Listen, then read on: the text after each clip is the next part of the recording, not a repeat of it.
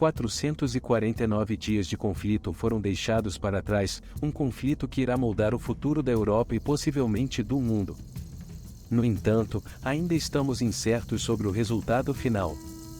Nos últimos dias, ocorreram eventos significativos, como a visita do presidente Zelensky a Londres, Berlim e Paris, que resultou em uma nova ofensiva da coalizão Rammstein com 8 promessas. No entanto, nos bastidores, paira o espectro de uma contraofensiva ucraniana, que alguns acreditam já estar em andamento. É extremamente difícil obter uma visão precisa da direção em que a guerra está caminhando no meio do caos constante de informações. Mesmo quando os observadores concordam em certos fatos, eles os interpretam de maneiras diferentes e atribuem-lhes diferentes importâncias.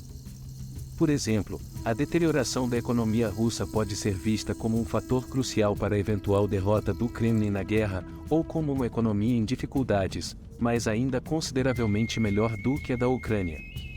Existem tendências difíceis de interpretar em ambos os lados.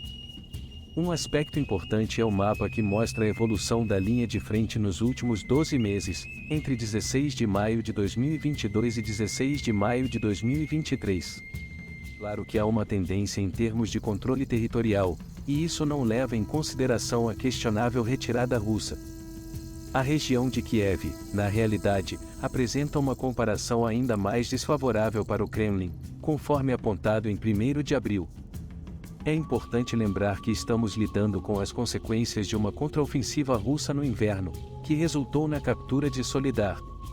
No entanto, o resultado geral dessa operação foi modesto, para dizer o mínimo. Além disso, estamos nos preparando para a iminente contraofensiva ucraniana na primavera e no verão. Outra tendência importante é a qualidade e disponibilidade do equipamento militar ao longo dos últimos 450 dias. Aqueles que duvidavam da necessidade de os países manterem um arsenal pesado no século XXI foram surpreendidos. Essa situação tem gerado preocupação em muitos centros de poder, que perceberam a fragilidade de suas próprias forças armadas. Ao entrar nessa guerra, Moscou possuía um volume de equipamentos muitas vezes maior do que o estoque militar ucraniano, incluindo um arsenal de mísseis. Essa foi a principal razão pela qual se previa que Kiev perderia tanto antes quanto durante o início do conflito. Mesmo após semanas de luta heroica, muito do potencial russo foi desperdiçado devido à incompetência dos comandantes e à corrupção. No entanto, o enorme peso da máquina de guerra russa estava prestes a esmagar as defesas ucranianas, que eventualmente sucumbiriam. No entanto, as forças ucranianas não se renderam completamente. A marcha russa foi interrompida e a tendência territorial se inverteu. Da mesma forma, a tendência em relação ao equipamento militar também mudou. O exército ucraniano mostrou sua resiliência e capacidade de se adaptar às circunstâncias, desafiando as previsões iniciais. Ucranianos continuamente enfrentaram as colunas russas, especialmente nas primeiras semanas de combate, ao mesmo tempo em que conseguiam apoderar-se de equipamentos russos. Eles também contavam com o apoio constante do Ocidente, embora os aliados não fossem totalmente unidos em suas decisões de fornecimento de auxílio militar, com variações de país para país. Essa dinâmica de poder é bem ilustrada pela análise do analista ucraniano Volodymyr Datsenko, onde podemos observar uma constante elevação do poder de combate do lado ucraniano e uma queda constante do lado russo. Embora a situação em termos de pessoal seja semelhante em ambos os lados, a distribuição de equipamentos pesados é diferente. No início da guerra, a Rússia tinha uma vantagem quádrupla em tanques, mas agora espera-se que ambos os lados tenham números semelhantes. A vantagem do Kremlin em termos de veículos blindados encolheu para apenas 2 vezes mais, e a desvantagem é ainda maior quando se trata de sistemas de artilharia. Essa tendência foi simbolicamente ilustrada durante o desfile da vitória anual em Moscou, em 9 de maio. O desfile, do ponto de vista russo nacionalista, foi considerado deprimente, com a participação de apenas 51 veículos, em comparação com 131 no ano anterior e 197 2 anos antes. Além disso, o único tanque presente na Praça Vermelha foi o icônico tanque vintage T-34. O humor desanimado entre o pessoal russo pode ter sido agravado pelo resultado da recente viagem do presidente Vladimir Zelensky.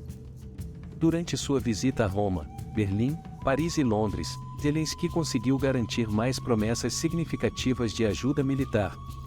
Em Berlim, foi anunciado o maior pacote de ajuda militar até o momento, no valor de quase 3 bilhões de dólares, incluindo tanques Leopard, veículos de combate, drones de reconhecimento, obuseiros e munições. Esses eventos destacam a importância de acessar diferentes fontes de notícias, como o site e o aplicativo que utilizamos para pesquisar histórias.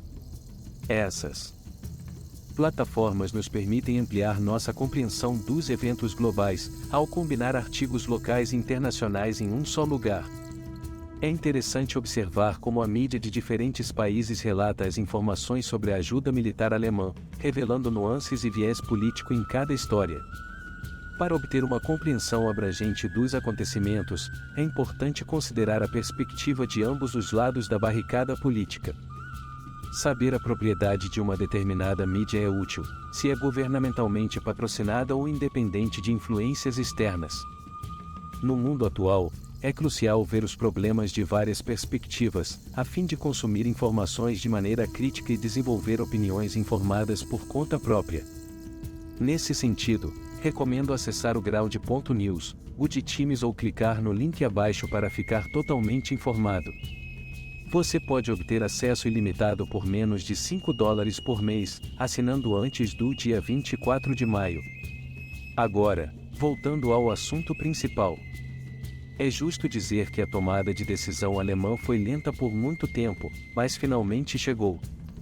Em seguida, Zelensky fez sua parada em Paris, onde também foi anunciado o envio de mais veículos blindados e tanques leves para a Ucrânia nas próximas semanas. A visita final foi a Londres, onde o Reino Unido declarou o fornecimento de centenas de mísseis de defesa e drones de ataque com um alcance significativo de mais de 120 milhas, ou quase 200 quilômetros. Essa declaração ocorreu após o governo de Rishi Sunak anunciar a entrega de mísseis de cruzeiro de longo alcance Storm Shadow, representando um aumento significativo nas capacidades ucranianas para desestabilizar as linhas logísticas russas e centros de comando. Até agora, o alcance oficial dos sistemas ucranianos era de até 120 km. Com os mísseis Storm Shadow, esse alcance se estende por até 100 km adicionais, chegando a 250 km. Isso significa que a Ucrânia agora pode atingir, entre outros alvos, toda a península da Crimeia e todas as bases e centros de comando russos que haviam sido deliberadamente colocados fora do alcance dos sistemas anteriores. Além disso, o pacote anunciado pela França inclui a entrega de mísseis EG de couro cabeludo, que são equivalentes franceses dos mísseis Storm Shadow. Isso é importante por outro motivo, remove as ilusões de Moscou sobre a depreciação gradual da Europa em relação à Ucrânia. Enquanto a Rússia está deixando seus armazéns com tanques enferrujados de 60 anos, Kiev está recebendo equipamentos militares de última geração no valor de bilhões de dólares.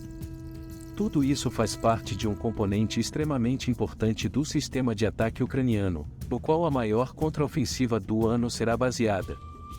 Alguns analistas, como a consultoria Rohan com a qual cooperamos, acreditam que essa contraofensiva já está em andamento.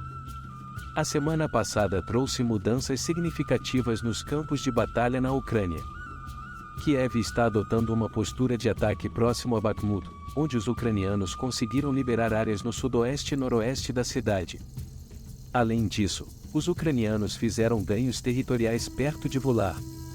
Com a adição dos mísseis de cruzeiro de longo alcance, Kiev agora tem a capacidade de atingir alvos críticos russos em profundidade. É uma situação que avaliamos como uma preparação para uma contraofensiva em larga escala. De acordo com Rohan, especialista consultado, a contraofensiva ucraniana já começou. Com base em toda a atividade terrestre observada na semana passada, acredita-se que a Ucrânia tem iniciado sua contraofensiva e a guerra entrou em uma fase ofensiva. Embora Kiev tenha obtido ganhos significativos perto de Bakhmut, essa área não é considerada o ponto principal de foco dos ucranianos. Conforme mencionado anteriormente, a contraofensiva provavelmente terá um eixo principal de avanço, com alguns ataques auxiliares em áreas como Bakhmut, que se enquadram na categoria de ganhos da cavalaria. Os ganhos territoriais dos ucranianos não devem ser subestimados. Não apenas Kiev aliviou a pressão na estrada de ligação Kirov a Bakhmut com o chassi VR, mas seus ataques também expuseram fraquezas fundamentais das forças russas, como a falta de coordenação entre as formações russas e as unidades Wagner, má comunicação e moral comprometida. Isso resultou em retiradas mais ou menos desorganizadas por parte das forças russas. É particularmente digno de nota que os ganhos territoriais dos ucranianos foram alcançados sem o uso de grandes plataformas ocidentais fornecidas, como veículos de combate de infantaria ou tanques Leopard. Isso sugere que as linhas defensivas russas são facilmente penetráveis, pelo menos nas proximidades de Bakhmut.